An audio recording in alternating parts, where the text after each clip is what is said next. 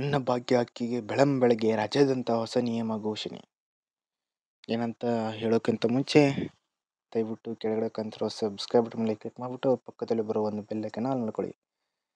ಸ್ನೇಹಿತರೆ, ಕನ್ನಡ ಮಾಹಿತಿ ಯೂಟ್ಯೂಬ್ ಚಾನಲ್ಗೆ, ಕನ್ನಡ ಮಾಹಿತಿ ಕೇಂದ್ರ ಯೂಟ್ಯೂಬ್ ಚಾನಲ್ಗೆ ನಿಮಗೆಲ್ಲೂ ಸ್ವಾಗತ ಸುಸ್ವಾಗತ. ಸ್ನೇಹಿತರೆ, ಇದೀಗ BPL ಕಾರ್ಡ್ದಾರರಿಗೆ ಗುಡ್ ನ್ಯೂಸ್ ಸುದ್ದಿಯೊಂದು ಇದೆ. ಸೊ ಅನ್ನಭಾಗ್ಯ ಯೋಜನೆ ಕುರಿತು ಸರ್ಕಾರ ಇದೀಗ ಏನಂದರೆ ಮಹತ್ವದ ನಿರ್ಧಾರವನ್ನು ತೆಗೆದುಕೊಂಡಿದೆ. ಏನಪ್ಪ ಅಂತ ಹೇಳಿದರೆ ಬನ್ನಿ ಸ್ನೇಹಿತರೆ ನೋಡೋಣ. ಹಾಗಿದ್ರೆ ಏನು ಆ ನಿರ್ಧಾರ, ವಿಡಿಯೋವನ್ನು ಪೂರ್ತಿಯಾಗಿ ನೋಡಿ. ಯಾಕಂದರೆ ನಾನು ನಿಮಗೆ ವಿಡಿಯೋದಲ್ಲಿ ಪೂರ್ತಿಯಾಗಿ ನೋಡಿದರೆ ನಿಮಗೆ ಅರ್ಥ ಆಗ್ತದೆ, ಅರ್ಧಂಬರ್ಧ ನೋಡಿದ್ರೆ ನಿಮಗೆ ಅರ್ಥ ಆಗೋದಲ್ಲ. ಪ್ರಮುಖ ದಾಖಲೆಗಳಲ್ಲಿ ಒಂದಾಗಿದೆ ಸ್ನೇಹಿತರೆ. ನಿಮಗೆಲ್ಲ ಗೊತ್ತೇ ಇದೆ, ಅದರಲ್ಲೂ BPL ರೇಷನ್ ಕಾರ್ಡ್ ಹೊಂದಿರುವವರಿಗೆ ಸರ್ಕಾರ ಹೆಚ್ಚು ಸೌಲಭ್ಯಗಳನ್ನು ನೀಡುತ್ತೆ. ಇದೀಗ ಈ ಕಾರ್ಡ್ದಾರರಿಗೆ ಮತ್ತು ಆಹಾರ ಇಲಾಖೆ ಬಿಗ್ ಗುಡ್ ನ್ಯೂಸ್ ಅನ್ನು ನೀಡಿದೆ. ಇದೀಗ BPL ಕಾರ್ಡ್ ಹೊಂದಿರುವವರು ಸದ್ಯ ಪ್ರತಿ ವ್ಯಕ್ತಿಗೆ ರಾಜ್ಯ ಹಾಗೂ ಕೇಂದ್ರದ ಸೇರಿ ಒಟ್ಟು 10 ಕೆಜಿ ಅಕ್ಕಿ ವಿತರಿಸಲಾಗುತ್ತಾ ಇದೆ. ಆದರೆ ಈ ತಿಂಗಳಿಂದಲೇ ಗ್ರಾಹಕರಿಗೆ 2 ಕೆಜಿ ರಾಗಿ ನೀಡಲು ಆಹಾರ ಗ್ರಾಹಕರ ಸರಬರಾಜು ಮತ್ತು ಗ್ರಾಹಕರ ವ್ಯವಹಾರಗಳು ಇಲಾಖೆ ಇದೀಗ ನಿರ್ಧರಿಸಿದೆ ಸ್ನೇಹಿತರೆ. ಹೌದು ಸ್ನೇಹಿತರೆ, 2 ಕೆಜಿ ರಾಗಿಯನ್ನು ನೀಡಲು ಇದೀಗ ಸರ್ಕಾರ ಏನಿದೆ ನಿರ್ಧರಿಸಿದೆ ಅಂತಲೇ ಹೇಳ್ಬೋದು ಸ್ನೇಹಿತರೆ.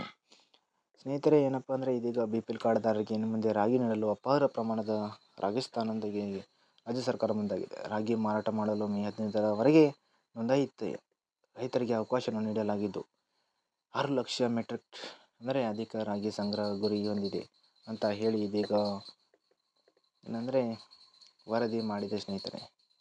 10 ತಿಂಗಳ ವಿತರಣೆ ಮಾಡುವಷ್ಟು ರಾಗಿ ಜೋಳ ಖರೀದಿಗೆ ಇಡಲಾಗುವುದು.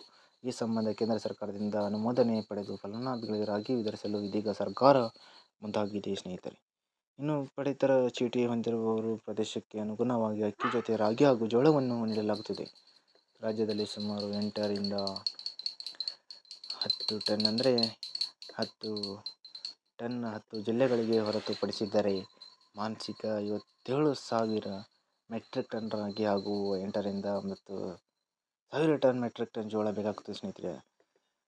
ಆಹಾರ ಇಲಾಖೆ ಇದೀಗ ಅಂದಾಜು ಮಾಡಿದೆ ಸ್ನೇಹಿತರೆ. ಇನ್ನು ಹಳೆ ಮೈಸೂರು ಭಾಗದವರಿಗೆ 2 ಕೆಜಿ ರಾಗಿ ಹಾಗೂ ಹೈದರಾಬಾದ್ ಕರ್ನಾಟಕ ಹಾಗೂ ಮುಂಬೈ ಕರ್ನಾಟಕ ಭಾಗದ ಪಡಿತರದಾರರಿಗೆ 2 ಕೆಜಿ ಜೋಳವನ್ನು ನೀಡಲು ನಿರ್ಧರಿಸಿದೆ ಸ್ನೇಹಿತರೆ.